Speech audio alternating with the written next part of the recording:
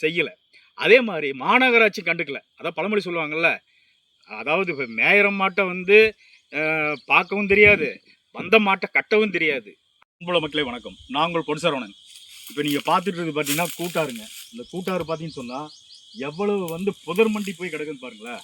இது ரொம்ப அகலமாக இருக்கும், ஆனால் இன்றைக்கி புதர் மண்டி கிடக்குது. ஏரியின் அருமை தெரியுமா எருமைகளுக்கு, ஆறுகளின் அருமை தெரியுமா அரசியல்வாதிகளுக்கு. அந்த மாதிரி இன்னைக்கு இந்த இந்த இடம் பார்த்தீங்கன்னு சொன்னால் பனமரத்துப்பட்டி ஏரியினுடைய முகப்பு பகுதிங்க. இது வந்து கூட்டாறு. இந்த கூட்டாறு தண்ணி தான் வந்து பனமரத்துப்பட்டி ஏரியினுடைய நீர் ஆதாரம், முக்கியமான நீர் ஆதாரம். இப்போ இந்த பனமரத்துப்பட்டி ஏரி சம்பந்தமாக பார்த்தீங்கன்னு சொன்னால் தமிழ்நாடு ஏரி இயற்கை பாதுகாப்பு இயக்கம் வந்து இயக்கம் மற்றும் இந்த பகுதி விவசாய பெருங்குடி மக்கள் கிட்டத்தட்ட 20 ஆண்டு காலமாக இந்த பனமரத்துப்பட்டி ஏரியை புனரமைக்கணும், இங்கே இருக்கிற சீமை கருவளங்களை அகற்றிட்டு சுற்றுலாத்தலமாகன்னு சொல்லிட்டு நீண்ட நெடி போராட்டம் நடத்திட்டு இருக்கிறோம். அந்த போராட்டத்தின் வாயிலாக சேலம் மாநகராட்சி பார்த்தீங்கன்னு சொன்னால் இங்கே இருக்கிற வந்து சீமை கருவள முல்லை, இங்கே சீமை கருவள முல்லை வந்து எடுப்பதற்காக கிட்டத்தட்ட 2000 ஏக்கரில் வந்து சீமை கருவள முள் படர்ந்து கிடக்குது. நல்லா பார்த்தீங்கன்னா பெரும் மரமாக இருக்குன்னு வச்சுங்களேன். இது 2016ஆம் ஆண்டு அதிமுக ஆட்சியில் இருக்கும் பொழுது இந்த மரங்களை வந்து அப்புறப்படுத்துவதற்காக மாநகராட்சி, சேலம் மாநகராட்சி பார்த்தீங்கன்னு சொன்னால் ஒரு டெண்டர் விடுறாங்க. அந்த டெண்டரை விட்டு 2016ஆம் ஆண்டு அன்னைக்கு பார்த்தீங்கன்னு சொன்னால் அந்த டெண்டர் கிட்டத்தட்ட 1 கோடி ரூபா இருக்குன்னு நினைக்கிறேன் சுமார். ஆனால் அன்னைக்கு வந்து என்ன டெண்டர்னு கேட்டிங்கன்னா, மாநகராட்சி ஒரு ஒப்பந்ததாரருக்கு வந்து டெண்டர் விட்டாங்க. அவர் என்னன்னு கேட்டிங்கன்னா மாநகராட்சி பணம் கொடுத்துடணும் இங்கே இருக்கிற மரத்தை வெட்டி எடுத்துகிட்டு போய். ஆனால் அவர் என்ன, அது அந்த கண்டிஷன் மட்டும் இல்லை, இங்கே இருக்கக்கூடிய வந்து மரங்களை ஒட்டுமொத்தமாக அகற்றி விட்டு அந்த சீமக்கருவள உள்ள வேர்களை வந்து பிடுங்கணும், அதான் கண்டிஷன். ஆனால் அன்றைக்கி அதை செய்யலை. அவங்க என்ன பண்ணாங்க, இருக்கக்கூடிய பெரும் மரங்களை அறுத்து எடுத்துகிட்டு போயிட்டாங்க. அது மட்டும் இல்லாமல் பல வந்து வகையான மரம், அரிய வகை மரங்கள், அது என்ன வாகை மரம், இந்த மா பலா, ஏகப்பட்ட மரங்கள் இருந்துச்சு, தென்னை மரம், அது மாதிரி ஏகப்பட்ட மரங்கள் இருந்துச்சு. எல்லாத்தையும் வெட்டி கடத்திட்டு போயிட்டாங்க. அதுக்கு பின்பு பார்த்தீங்கன்னு சொன்னால் மாநகராட்சி அந்த நிர்வாகத்தை என்ன ஏதுன்னு கூட கேட்கல, இல்லையா, என்ன ஏதுன்னு கேட்கல. அதுக்கு பின்பு நம்ம தொடர்ச்சியாக போராட்டம் நடத்துகிறோம்.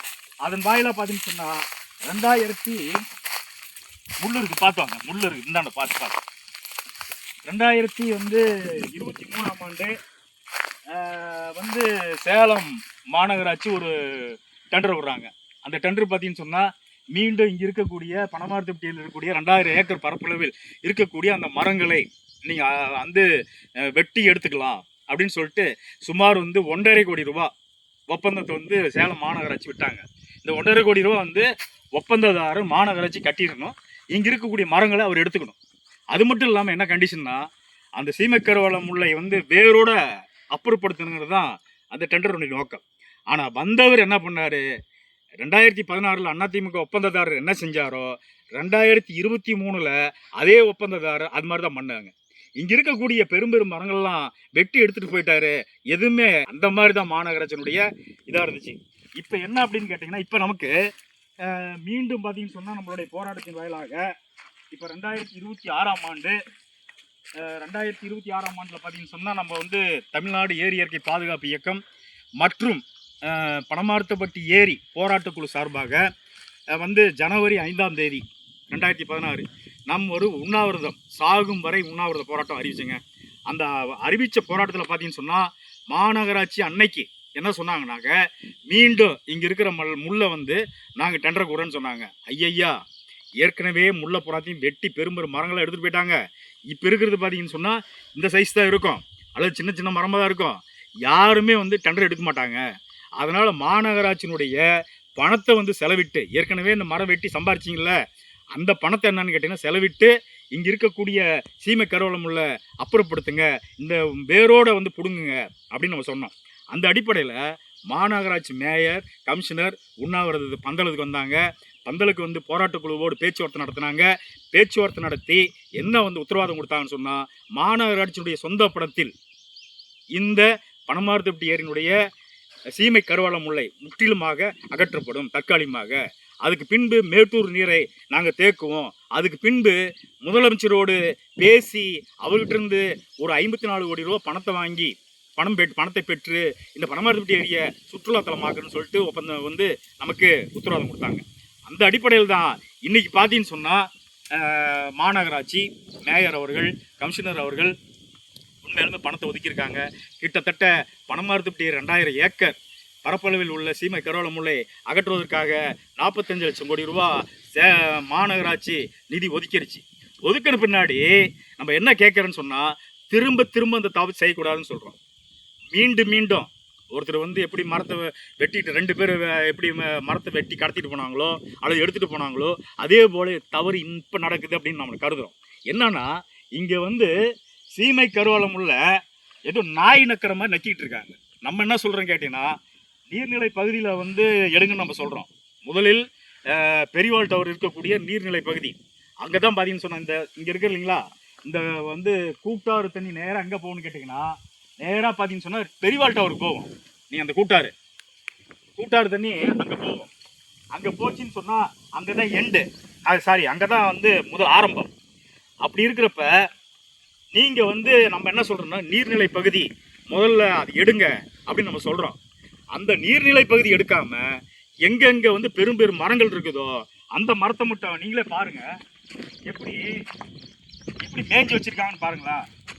இந்த பக்கம் கொஞ்சம் எடுத்துருக்காங்களா, இந்த பக்கம் கொஞ்சம் எடுத்துருக்காங்களா பாருங்க நீங்களே. அப்புறம் இந்த பக்கம் கொஞ்சம் எடுத்துருக்காங்களா, அப்புறம் பார்த்தீங்கன்னா நரிக்கல்கிட்ட கொஞ்சம் எடுத்துருக்காங்க. அப்படியே போவோம் வாங்க தம்பி, மெதுவாவா, முள் நிறையா இருக்குது. அப்படி போ.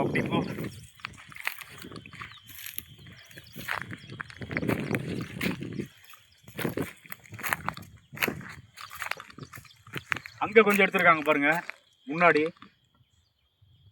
அங்கே கொஞ்சம் எடுத்துருக்காங்களா.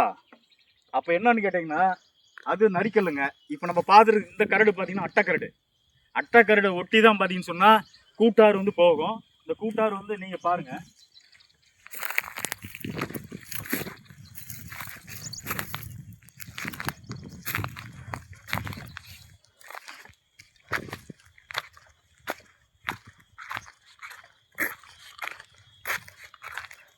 இதுதாங்க கூட்டாறு. இந்த கூட்டாறு வந்து நம்ம நரிக்கல் இருக்கு இல்லையா, நரிக்கலை வந்து ஒட்டி போவோம். இப்போ என்ன அப்படின்னா, இந்த நம்ம சொல்கிறோன்னா இந்த கூட்டாருக்கு எங்கேருந்து தண்ணி வருதுன்னு கேட்டிங்கன்னா, இந்த போதமலை இருக்கு இல்லைங்களா, போதமலையினுடைய பகுதியிலிருந்து தண்ணி வருங்க. போதமலை அந்தாண்ட பார்த்தீங்கன்னா கெடகுமலை, இந்த பகுதியினுடைய இந்த வனப்பகுதியினுடைய தண்ணி பூரா எங்கே வரும்னு கேட்டிங்கன்னா கூட்டாறு வழியாக தான் வரும். இந்த கூட்டாறு வழியாக வந்து இந்த பனமரத்துப்பட்டியினுடைய இப்படியே நான் வந்தோம்,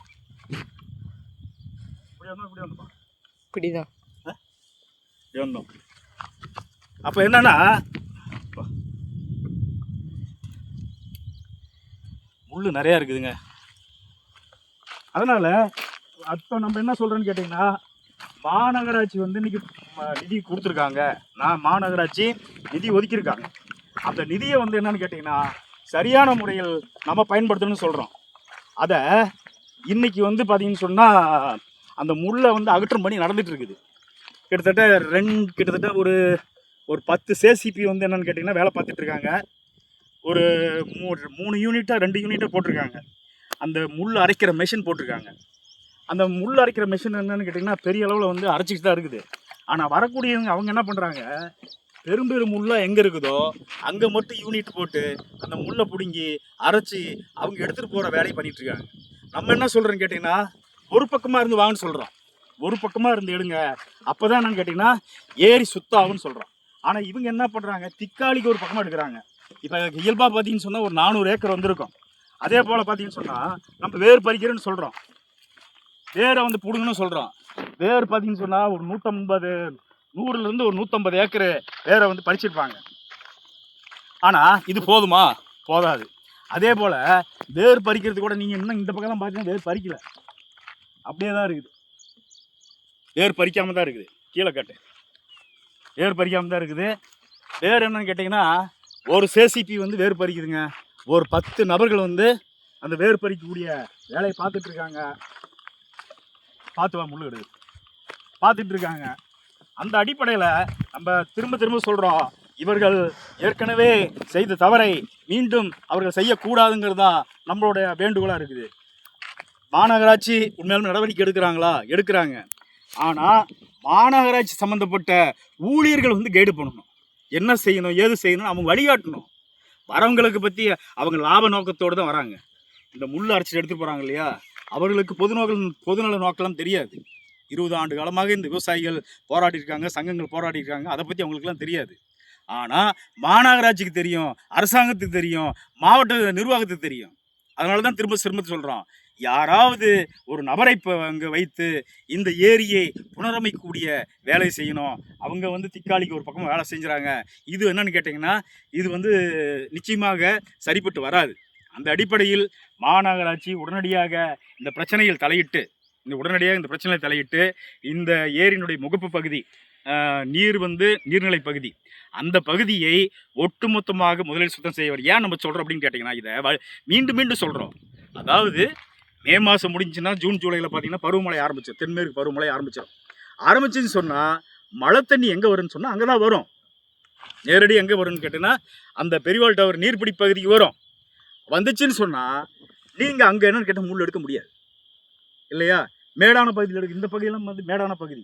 இந்த பகுதி பார்த்தீங்கன்னா இந்த ஆளேரி குண்டு, இந்த பக்கம் வந்து வட்டப்பாறை, இது பக்கம் பார்த்தீங்கன்னு சொன்னால் அட்டக்கரடு, அந்த பக்கம் பார்த்தீங்கன்னு சொன்னால் அந்த இதுக்கு போகணும்னு வச்சுக்கலாம், அத்திப்பட்டி ஏரிக்கு போகும். அந்த பகுதியெலாம் பார்த்தீங்கன்னா மேடான பகுதி. அந்த பகுதி நீ எப்போ வேணுமா எடுத்துக்கலாம். இந்த பகுதியை இந்த மே மாதத்துக்குள் எடுக்கணும் அப்படிங்கிறது தான் நம்மளோட வேண்டுகோளாக இருக்குது. அதனால் அந்த அடிப்படையில் தான் நம்ம திரும்ப சொல்கிறோம். இதை பல தடவை சொல்லிட்டோம். மீண்டும் கூட இந்த மாநகராட்சி நிர்வாகம் இந்த தேர்தலை கணக்கிட்டு இன்னும் இங்கே வராமல் இருக்காங்க. அந்த பொறியாளர் நேரில் வந்து பார்த்துட்டு இவர்களுக்கு வழிகாட்டணும். அந்த அடிப்படையில் இந்த தடவை பார்த்தீங்கன்னு சொன்னால் உண்மையாலுமே மாநகராட்சி மேயர் அவர்கள் இந்த பனமரத்துப்பட்டி ஏரியில் ஒரு சிறப்பு கவனம் செலுத்துகிறாரு.